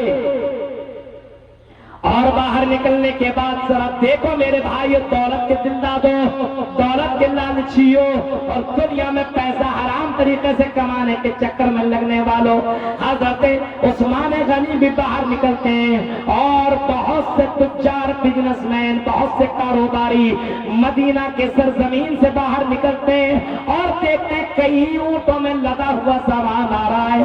تجاروں نے پوچھا, ان بزنس مینوں نے پوچھا, یہ ملک شام سے یہ لدا ہوا سامان کن کا ہے؟ پتا چلا حضرت عثمان غنی کا یہ سامان ہے. سارے کا سارے تجار, یہ بزنس مین ملک شام سے آنے والے ان اونٹوں میں لدا ہوا سامان کو خریدنے کے لیے یہ تجار آگے بڑھ کر کہتے ہیں, امیر المومنین اے عثمان غنی, ہمیں اے عثمان غنی ہمیں یہ مال ہمیں دے دو, یہ سامان ہمیں دے دو, جتنے میں کا خریدا اس سے ڈبل لے لو. جیسے ہم 1 روپیہ میں کوئی سامان لایا, ہم نے 10 روپیہ میں اس کو خریدا ہے, اب آدمی کہے گا 10 کی جگہ 20 میں دے دو. 10 میں لایا ہے, اس کا ڈبل دو, جائیے بھاگیے. 2 گنا ہم آپ کو پیسہ دے رہے ہیں, 2 گنا دے رہے ہیں. آپ نے لایا ہے ملک شام سے, آپ کو کہیں بھاگنے کی, دوڑنے کی, بیچنے کی, پریشان ہونے کی کوئی ضرورت نہیں ہے. آئے عثمان غنی اس کا ڈبل یہی کا یہی لے لو. حضرت عثمان غنی جواب دیتے, تاجروں, اے مدینہ کے بزنس مینوں, اے مدینہ کے کاروباریوں, سنو, ہمیں اس سے زیادہ ملنے والا ہے. ایک اور تاجر آگے بڑھا اور کہنے لگا, اے عثمان, ہم اس کا 3 گنا دے دیتے تب بھی تو ہمیں یہ سامان دے دو. کہنے لگا, نہیں, ہمیں اس سے زیادہ ملنے والا ہے. ایک اور آگے بڑھا, 4 گنا لے لو, اور ایک آگے بڑھا, مجھے 5 گنا لے لو, پھر بھی ہمیں یہ سامان دے دو. حضرت عثمان غنی کہتے ہیں مجھے اس سے زیادہ ملنے والا ہے. ایک اور تاجر بڑا اور کہتا 5 گنا زیادہ لے لو. اے عثمان, تب بھی تو ہمیں یہ مال دے دو. حضرت عثمان غنی کہتے اس سے زیادہ ملنے والا ہے. یہ مدینہ کے تمام تجار, تمام کاروباری, تمام بزنس کرنے والے یہ آگے بڑھتے اور بڑھنے کے بعد کہتے اے عثمان, ذرا یہ بتاؤ مدینہ کے بڑے بڑے تاجر تو یہاں موجود ہیں, کون ہے جو تمہیں اس سے زیادہ دینے والا ہے؟ حضرت عثمان غنی جواب دیتے, میرا اللہ, میرا اللہ, میرا اللہ, ان تمام مال کو میں غریبوں میں, یتیموں میں, مسکینوں میں بانٹ دوں گا, اور اللہ تعالیٰ کا وعدہ کہ میں 700 گنا بڑھا کر کے دوں گا, اور اس سے زیادہ بڑھا کر کے دوں گا. میرا اللہ مجھے اس کا بدلہ اتنا زیادہ دے گا. یہ اعلان کرنے کے بعد حضرت عثمان غنی نے اپنا مال دنیا والوں میں, مدینہ کے گلیوں میں, یتیموں اور غریبوں اور مسکینوں میں بانٹ دیا. اور دولت کے چکروں میں پڑ کر کے ایمان برباد کرنے والوں, دولت کے چکر میں لگ کر کے اپنی زندگی خراب کرنے والوں, حرام طریقے سے پیسے کمانے والوں, کبھی کبھی ان واقعات کے اوپر نظر دوڑا لینا, کبھی کبھی قرآن کی آیتوں کو پڑھ لینا, کبھی کبھی حدیثیں پڑھ لینا. اللہ کے نبی صلی اللہ علیہ وسلم نے فرمایا کہ لوگوں, ہماری زندگی میں, میری امت میں سب سے بڑا فتنہ ہوگا وہ دولت کا فتنہ ہوگا. اے لڑکیوں, ان دولت کے چکر میں مت پڑو, اللہ کی قسم, بڑے بڑے دولت والے دنیا میں آئے, آج اس کا نام لینے والا کوئی باقی نہیں ہے, کوئی اس کا نام لینے والا باقی نہیں ہے. قارون کا بھی نام آپ نے سنا ہے, وہ اتنا بڑا دولت والا تھا, کئی کئی اونٹوں میں لاد کر کے خزانے کی چابیاں لے کر کے جاتا تھا. تکبر, گھمنڈ, اللہ نے اسے زمین میں دھسا دیا. فخسفنا به وبداره الارض, اللہ کہتا ہے ہم نے اس تکبر کرنے والے, اس دولت والے کو ہم نے زمین کے اندر دھسا دیا. میرے پیارے ساتھیوں, ذرا تصور کرو, اسلام, اللہ رب العالمین بندوں کو آزماتا ہے اس دولت کو پڑھ کر کے اپنا ایمان کو برباد نہیں کر رہا ہے. اور ڈریم 11 پہ پیسہ لگانے والوں، ٹیم بنانے والوں، اللہ کا وعدہ، اللہ کا میں نام لے کر کے تم سے اللہ کا واسطہ لے کر کے میں بول رہا ہوں، اپنے موبائل سے یہ ڈریم 11 ڈیلیٹ کرو، ورنہ تمہارا ایمان برباد کر دے گا. یہ حرام راستے میرے بھائیوں، رزق حلال کماؤ اور اللہ سے دعا مانگو. اللہم اکفنی بحلالک عن حرامک واغننی بفضلک عمن سواک. اللہم اکفنی بحلالک عن حرامک واغننی بفضلک عمن سواک. یہ دعا مانگو میرے بھائیوں. آج مسلمان اتنا کمزور ہے تعلیم کے معاملے میں، انہیں یہ دعا ہی معلوم نہیں ہے کہ دعا کون سی مانگی جائے. آج اگر کوئی سوال بھی کرتا ہے تو مولانا کہتا ہے مولوی صاحب ارے ایسی دعا سکھلائیے کہ ہم کروڑ پتی بن جائیں، ہمارا بزنس چلنے لگے. کوئی تو صرف دنیا ہی کے لیے سوال صرف دنیا ہی کے تعلق سے کرتا ہے. میرے بھائی کی یہ دعا میں تمہیں سکھا رہا ہوں، اس دعا کو یاد کر لینا، پیسے والے کو بھی ہو جاؤ گے، قرض بھی ختم ہو جائے گا اور اللہ تیرے لیے کافی ہو جائے گا. کون سی دعا؟ اللہم اکفنی بحلالک عن حرامک واغننی بفضلک عمن سواک. یہ دعا اپنے دل و دماغ میں بیٹھا لو اور اس کا پھر ہمیشہ اپنی زندگی میں کرتے رہا کرو. میرے بھائیوں، تو دولت کے چکر میں اپنا ایمان برباد مت کرو، اپنا نام خراب مت کرو. میرے بھائیوں، ان چکروں میں مت لگو. یہ دنیا چند سالہ زندگی ہے. وَمَا الْحَيَاةُ الدُّنْيَا إِلَّا مَتَاعُ الْغُرُورِ. اللہ رب العالمین کہہ رہا ہے کہیں دنیا کی زندگی تمہیں دھوکے میں نہ ڈال دے.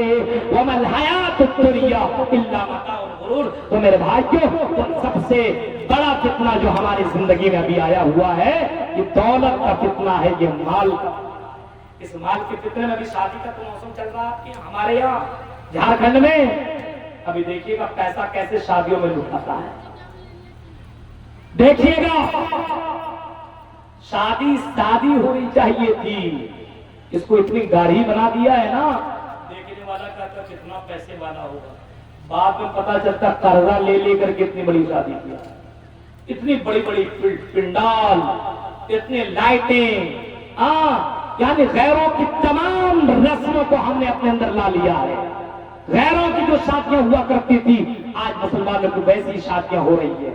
آج ڈی جے نہ ہو، آج باراتی نہ ہو، بڑی بڑی گاڑیوں میں اور کئی گاڑیوں میں جب بارات بن کر کے دولہا نہ جائے تو دولہا ہی سمجھ میں نہیں آئے گا. اس وجہ سے ہم آئے دولہے راجا بن کر کے دلہن لینے کے لیے ایک سے گانا لگاتا ہے. اور یہ مسلمان جنہیں دیکھ کے شرمائیں یہود، ہمارے علماء جلسوں میں، خطبات میں، جمعے کے خطبہ میں تقریریں کر کر کے تھک گیا اور کر کر کے بول کر کے حالت خراب ہو گئی. لیکن میرے بھائی کیوں آج مسلمان اس چیز پہ کنٹرول نہیں کر رہا ہے. یہ فضول خرچی اسلام میں حرام ہے. ان المبذرین کانوا اخوان الشیاطین. اللہ کہتا فضول خرچی کرنے والا شیطان کا بھائی ہے. شادی بیاہ سمپل طریقے سے کرو، ولیمہ کرو، کوئی منع نہیں ہے. لیکن میرے بھائی کو شادی کے موقع پہ باراتی بن کر کے جانے والوں، ذرا سوچو ہم کسی کے گھر کو تباہ کرنے کے لیے کیوں جائیں؟ ہم کسی کی بیٹی کو برباد کرنے کے لیے اور اس کے باپ کو پریشان کرنے کے لیے جا رہے ہیں. ہمیں بھی مرنے کے بعد اللہ کی یہاں جواب دینا ہوگا. ذرا ان شادیوں کے موقع پہ کبھی اپنے گریبان پہ جھانکنا، کیا ہمارے لیے جانا جائز ہے؟ کیا ہم ان شادی کے ان جگہوں میں جہاں پہ جس نے جہیز لیا ہو، جنہوں نے بیٹیوں کے سینے باپ کے سینوں پہ چڑھ کر کے جس نے جہیز مانگا ہو، ان کے گھر میں جا کر کے کھانا ہمارے لیے کیا جائز ہے؟ میرے بھائی کو ان چیزوں پہ کبھی غور و فکر کریے گا تب آپ کو سمجھ میں آئے گا کہ اللہ کی یہاں مجھے جواب دینا پڑے گا. امام کائنات کی زندگی کو دیکھو. اللہ کی قسم نبی اکرم حساب و کتاب کے تعلق سے اللہ کے نبی صلی اللہ علیہ وسلم یہ کہا کرتے تھے، حضرت आयशा ने पूछ लिया था, आए अल्लाह के नबी ये क्यों जवाब आप क्यों सवाल करते हैं और अल्लाह से ये दुआ क्यों मांगते हैं? अल्लाहुम्मा हासिबनी हिसाबन यसीरा, कि अल्लाह मेरे हिसाब को आसान कर दे। अल्लाह के नबी कहते हैं कयामत के दिन मुझसे अल्लाह ताला हिसाब पूछेगा तो मैं जवाब क्या दूंगा? मेरे प्यारे साथियों, सहाबा कराम की जिंदगी को अगर आप पढ़ेंगे तो हिसाब के चक्कर में मेरे भाइयों गवर्नरों ने गवर्नरी छोड़ दी और हजरत उमर फारूक से कई गवर्नर ने कहा था, आई उमर फारूक मुझे गवर्नर की डिग्री नहीं चाहिए, हमारी गवर्नरी की डिग्री वापस ले लीजिए, मुझे अल्लाह के यहाँ जवाब देना होगा। ऐसे ऐसे लोग बोल रहे हैं यहाँ पे हिसाब किताब कुछ नहीं, अरे जो दिल में आए कर लो। मैंने कुरान करीम के बाद एक और हदीस पढ़ी थी, वो हदीस मा तरक्तु बादी फितनतन अदर्र अला रिजाल, इस उम्मत के मर्दों के लिए सबसे बड़ा फितना औरत का फितना है। वो लोगों, औरत का फितना, लड़की का फितना बहुत बड़ा फितना है। जलसों को भी खराब करने के लिए बहुत लड़कियां आती है और बुरा लगे तो लगे, अबुल कलाम सल्फी को कोई फर्क नहीं पड़ता। कई लड़कियां जिनके लिए जगह बनाई गई है कि आप पर्दे में रहो, और कई लड़कियां मेकअप करके, परफ्यूम लगा करके, खुशबू लगा करके, पाजेब चूड़ियां पहन करके और ईद का बेहतरीन जोड़ा पहन करके जलसों में घूम रही है और लड़कों के बीच में आकर के अपने आप को दिखा रही है। ऐ लड़कियों, क्या तुमने जनाब मोहम्मद रसूलुल्लाह की वो हदीस न सुनी कि माइलातुन मुमीलातुन, मेरी जिंदगी, अल्लाह के नबी फरमाते मेरी उम्मत में कुछ लड़कियां ऐसी आएंगी जो माइल होने वालियां होंगी और कुछ लड़कियां माइल करने वालियां होंगी। मुमीलात, खुद माइल होने वालियां होंगी। अल्लाह के नबी फरमाते ऐसी लड़कियां ला यदखुलुल जन्नह, जन्नत के अंदर दाखिल न होंगी। और तो और मैंने आपको बताया सोशल मीडिया का कितना, हमारी बहनें, हमारी बेटियां, समाज की लड़कियां रोजाना अलग अलग कपड़े पहनती है, अलग अलग तस्वीर लिया करती है, सोशल मीडिया पे डाल रही है, इंस्टाग्राम पे डाल रही है, फेसबुक पे डाल रही है, अपने बॉयफ्रेंड को देख रही है, अपने दोस्तों को शेयर कर रही है। और लड़कियों, क्या तुम्हारे लिए तस्वीर अपलोड करना क्या जायज है? क्या सोशल मीडिया पे जो तुम लोगों के सामने आम हो रही हो, क्या कभी तुमने ये न सोचा मर जाऊंगी और सोशल मीडिया से ये तस्वीरें तो गायब नहीं होंगी कयामत तक? जब तक ये सोशल मीडिया बाकी रहेगा तब तक तुम्हें अजाब मिलता रहेगा। ये तस्वीर भेज भेज करके मर्दों की जिंदगी को बर्बाद करने वाली हो और मर्दों का इम्तिहान लेने वाली हो।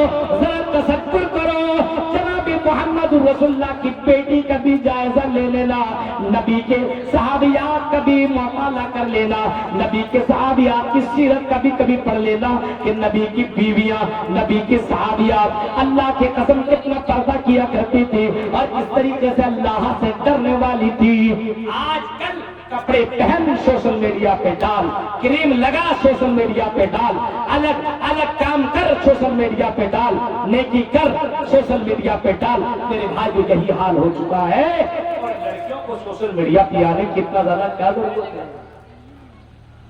आजकल तो इतना ही नहीं मौलाना, एक्टर की है, कितनी लड़कियों ने फेसबुक पे मुझे बाकायदा रिक्वेस्ट भेजी है और मेरे फेसबुक आईडी देख लेना, मैं किसी भी लड़की को मैंने एक्सेप्ट नहीं किया है, रिजेक्ट, कोई कॉन्टेक्ट नहीं। सवाल करना है तो डायरेक्ट मैसेज कर, सवाल कर, हम तुम्हें अपना फ्रेंड नहीं बना सकते हैं। मेरे भाई क्यों आप भी बाकायदा ये सोचें, ऐ लड़कियों और सुनो रंगा के लोगों, ताकुर के मेरे भाइयों, दुनिया के अंदर जुलेखा बहुत सारी मिलेंगी, तुम्हें दुनिया में यूसुफ का किरदार तुम्हें निभाना होगा।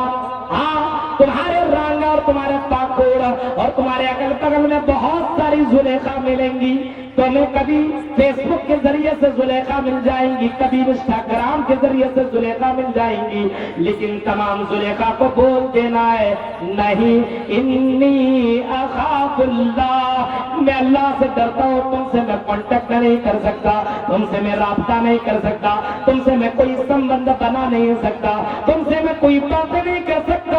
और लोगों, जरा तसव्वुर करो, امام کائنات نے سب سے بڑا فتنہ تو لڑکیوں کا فتنہ بتایا مردوں کے لیے، اور آپ نے فرمایا بخاری شریف کی حدیث ہے، مسلم شریف کی حدیث ہے، فرمایا ما ترک عادی فتنۃ النظر علی الرجال من النساء، کہ میری امت میں مردوں کے لیے سب سے بڑا جو فتنہ ہوگا وہ عورتوں کا فتنہ ہوگا۔ اس عورت کے چکر میں لوگوں نے اپنا ایمان کو بیچ دیا، اس عورت کے چکر میں لوگوں نے مسجدوں کو چھوڑ دیا، ان لڑکیوں کے چکر میں لوگوں نے اپنے ماں باپ کو بھی دغا دے دیا، اپنے اسلام کو بھی ترک کر دیا۔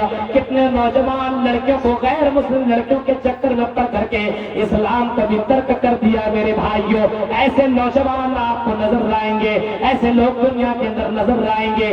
آؤ میرے بھائیوں، ان مناظر کی طرف میں آپ کو لے کر کے چلنا چاہ رہا ہوں۔ اللہ کے قسم لڑکیوں نے بلایا اپنے طرف، لیکن ایسے ایسے نوجوان دنیا میں آئے جنہوں نے ان لڑکوں ان کی طرف دیکھنا گوارا بھی نہ کیا۔ ایک واقعہ میں آپ کو بتاتا ہوں۔ گزرے ہوئے زمانے کے اندر باقاعدہ ترغیب ترہیب کے اندر واقعہ نقل کیا گیا ہے۔ ہاں میرے بھائیوں، نقل کیا گیا ہے اور لکھا گیا کہ ایک نوجوان بڑا ہینڈسم اور بڑا خوبصورت تھا، اس کے اوپر ایک خوبصورت لڑکی کی نظر تھی، اور اس لڑکی کو میں پا جاؤں تو میری زندگی کا کیا کہنا۔ وہ لڑکا دکان میں رہا کرتا تھا اپنے باپ کے ساتھ، لڑکی روزانہ حجاب میں نکلا کرتی تھی اور وہاں سے گزرا کرتی تھی اور باقاعدہ اپنی اداؤں سے اپنے طرف مائل کرنے کی کوشش کیا کرتی تھی، لیکن لڑکا بڑا دیندار تھا، اللہ سے ڈرنے والا تھا، اس لڑکی کی طرف دیکھنے کی کوشش نہیں کر رہا تھا۔ ایک دن اس لڑکی نے کپڑا خرید لیا اور خرید لینے کے بعد چلی جاتی ہے اور بولتی ہے کل میں پیسہ بھیج دوں گی، اور ایک بڑھیا کو بھیج دیتی ہے اور کہنے لگتی ہے اور کپڑے میرے گھر کے اندر چاہیے، لے کر کے چلیے، آپ کو اور پیسہ بھی دے دوں گا اور دے دوں گی پیسہ اور زیادہ، اور آپ سے اور کپڑے بھی لے لوں گی۔ بڑھیا کے پیچھے پیچھے اس آدمی نے اپنا بیٹا، جوان بیٹا کو بھیج دیا، گیا۔ میرے بھائیوں ذرا تصور کرو، جب وہاں پہ پہنچتا ہے لڑکی نے دروازہ کھولا، لڑکی نے دروازہ کھولا، لڑکا جیسے اندر داخل ہوا، خوبصورت لڑکی ہے، چاند سے باتیں کر رہی ہے، بہت ہی زیادہ بیوٹیفل ہے۔ لڑکی نے دروازہ بند کر دیا، اپنے پرائیویٹ روم میں لے کر کے چلی جاتی ہے اور لڑکے سے کہتی ہے او لڑکی آؤ آؤ، انجوائے کرو، مستی کرو، تم بھی جوان میں بھی جوان، کوئی دیکھنے والا نہیں ہے، کوئی کچھ بولنے والا نہیں ہے۔ لڑکا ہفتہ پکا رہ گیا، ارے یہ مسلم لڑکی ہے، مسلم گھرانے کی لڑکی، یہ کام بھی کرا سکتی ہے۔ اللہ کی قسم اس کے دماغ میں کوئی کام نہیں آ رہا تھا، کیا کرو، اللہ سے بچنے کی دعا مانگ رہا ہے، اللہ مجھے اس مصیبت سے بچا لے۔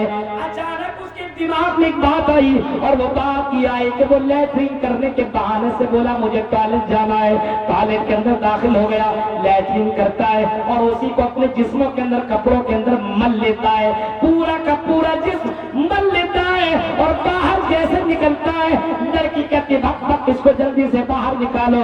لڑکا وہاں سے باہر نکل جاتا ہے، جا کر کے تالاب میں نہاتا ہے اور نہانے کے بعد گھر چلا جاتا ہے۔ میرے بھائیوں، نوجوان کیسا تھا جن کے اوپر لڑکیاں خوبصورت سے خوبصورت لڑکیاں پیدا بھی ہو گئی، لیکن میرے بھائیوں ذرا تصور کرو، اس لڑکے نے اپنے آپ کو بچا لیا۔ او رنگا کے لوگوں، اے نوجوانوں، اے لڑکوں، تمہیں بھی لڑکیوں سے بچنا ہے، اور اے لڑکیوں تمہیں بھی لڑکوں کی فریب سے تمہیں بچنا پڑے گا اور ایسا بننا پڑے گا۔ عمر فاروق کے دور میں جو لڑکی تھی، جو رات کی تاریکی میں جس نے یہ جملہ کہا تھا، اے میری ماں، رات کی تاریکی میں پانی میں دودھ میں ملا نہیں سکتی ہوں، کیونکہ اللہ مجھے دیکھ رہا ہے، مجھے اللہ کے سامنے جا کر کے جواب دینا پڑے گا۔ اے میری ماں، تو دودھ میں پانی ملانے کے لیے بول رہی ہے، اگر میں دودھ کے اندر پانی ملا دوں، امیر المومنین نہیں دیکھ رہا تو کیا ہوا، امیر المومنین کا رب مجھے دیکھ رہا ہے۔ رات کی تاریکی میں ڈرنے والی لڑکی اللہ کی قسم اتنا زیادہ ڈر رکھا کرتی تھی، اللہ سے اتنا ڈرا کرتی تھی، آج کل کے لڑکیاں اللہ کی قسم گھر میں ہو کر کے، بند کمرے میں ہو کر کے سوشل میڈیا کا غلط استعمال کر رہی ہے۔ اسے معلوم ہے کہ میرا باپ نہیں جان رہا، میرا بھائی نہیں جان رہا، میرا گاؤں والا نہیں جان رہا ہے، اور میری بہنوں اللہ کو جان رہا ہے، اور لڑکوں اللہ کو جان رہا ہے، اس اللہ سے کیسے چھپاؤ دن اللہ تیرے جسموں کے انگ سے اللہ تعالیٰ بلوائے گا اور تیری زبان کے پر مہر لگا دے گا اور اللہ تیری آنکھ سے بولے گا کہ اے آنکھ تو جواب دے، تو نے کن کن چیزوں کو دیکھا اور کہاں کہاں تیری نظر پڑی۔ میرے بھائیو اس دن کے بارے میں سوچو تو دنیا میں بہت سارے فتنے تمہاری زندگی میں آئیں گے۔ بادروا بالاعمال فتنہ، ان فتنوں کے آنے سے پہلے نیکیوں میں جلدی کر لو، اچھے اعمال کر لو، نماز کی پابندی کر لو، قرآن کی تلاوت کر لو، اچھے کام اپنے گھر میں کرا لو، اپنے بہن بیٹیوں کو دیندار بنا لو، اپنے بھائیوں کو دیندار بنا لو، اپنا گھر دیندار گھر بنا لو، اپنا گھر اسلامی گھر بنا لو۔ بادروا بالاعمال فتنہ كقطع الليل المظلم يصبح الرجل مؤمنا ويصبح كافرا۔ زمانہ اتنا آئے گا، یہ فتنے اتنے زیادہ نمودار ہوں گے کہ شام کو لوگ مسلمان ہوگا تو صبح کو کافر ہو جائے گا، صبح کو کافر ہوگا تو شام کو مسلمان ہو جائے گا۔ میرے پیارے ساتھیوں، یہی زمانہ آ چکا ہے۔ آج چاروں طرف فتنے موجود ہیں، آج حرام کے بے شمار راستے کھل چکے ہیں۔ ان راستوں میں کوئی ڈوبنا چاہے تو ڈوب کر کے تباہ ہو جائے گا، بچنا چاہے تو بچ بھی سکتا ہے۔ میرے پیارے ساتھیوں، لڑکیوں کا بھی معاملہ بڑا گڑبڑ چل رہا ہے، لڑکیاں بھی بے پردہ میں آ چکی ہے، ان کو پردے سے کوئی مطلب نہیں ہے۔ اور نوجوانوں، اپنے آپ کو بچاؤ، اپنے آپ کے اندر حضرت یوسف علیہ السلام کی سیرت کو اپنے اندر داخل کرو، حضرت جناب محمد رسول اللہ کی سیرت کو اپناؤ، صحابہ کی سیرت کو اپناؤ۔ ان واقعات کی طرف جانا نہیں چاہ رہا ہوں کیونکہ ہمارے محترم شیخ مرتضیٰ سلفی صاحب بھی آ چکے ہیں اور میرا وقت بھی ہو چکا ہے۔ 11:20 تک مجھے بولنے کا اجازت دیا گیا تھا، مجھے بولنے کا حکم دیا گیا تھا، میں نے 11:20 تک میں نے بول دیا ہے۔ اب آخر میں دعا کرتا ہوں کہ بار الہ جس مقصد کے تحت اس پروگرام کو رچایا ہے، رانگا کے لوگوں نے، یہاں کے ذمہ داروں نے، ہمارے قاسم بھائی نے، میرے بھائی ان کے حق میں دعا کرتا ہوں کہ بار الہ اس مقصد میں اللہ ان لوگوں کو کامیابی عطا فرمائے۔ رب العالمین یہاں پہ ایک بڑا مدرسہ کھولنے کے بارے میں سوچ رہے ہیں، کھولنے کا بہت جلدی میں ہے، اللہ اس کام میں آسانی فرمائے اور مدرسوں کو مضبوط کیجیے، مسجدوں کو مضبوط کیجیے، اپنے بچوں اور بچیوں کو تعلیم دیجیے۔ جب تعلیم سے آراستہ اور پیراستہ کریں گے تب سماج کے اندر سدھار پیدا ہو سکتا ہے، صرف جلسوں سے نہیں، صرف تقریروں سے نہیں۔ میرے بھائی، جو کسی شاعر نے کہا تھا ليس اليتيم الذي قد مات والده ان اليتيم يتيم العلم والادب۔ یتیم وہ نہیں ہے جس کا ماں باپ مر گیا ہو، یتیم وہ ہے جس کی زندگی سے ادب، جس کی زندگی سے علم ختم ہو جاتا ہو، جس کو علم نہ دیا گیا، ادب نہ سکھایا گیا۔ سب سے بڑا یتیم وہی ہے۔ اپنے بچوں اور بچوں کو یتیم مت بناؤ، ان کو تعلیم دو، ان کو اسلامک نالج دو، اس کو قرآن و سنت بتاؤ، اس کے بعد تم ڈاکٹر، انجینئر، پروفیسر سب بناؤ، لیکن طلب العلم فریضۃ علی کل مسلم کے تحت ہر مسلمان کو بنیادی تعلیم حاصل کرانا ضروری ہے۔ اس کے اوپر ضرور غور و فکر کریں گے۔ اللہ تعالیٰ سے دعا ہے کہ بار الہ جو باتیں بتائی اللہ، ان باتوں کے اوپر کہنے والے کو، سننے والے کو، سنانے والے کو، پروگرام رچانے والے کو اللہ سب کو عمل کرنے کے اللہ پوری توفیق عطا فرما۔ بار الہ جو باتیں ہم نے آپ کے سامنے رکھی ہے، اس امید کے ساتھ شاید تو اتر جائے تیرے دل میں میری بات۔ رب العالمین جو باتیں بتائی گئی ہے، ان باتوں کے اوپر اللہ جمیع مسلمانوں کو عمل کرنے کی توفیق عطا فرما۔ آمین۔ وآخر دعوانا الحمدللہ رب العالمین۔ والسلام علیکم ورحمۃ اللہ وبرکاتہ۔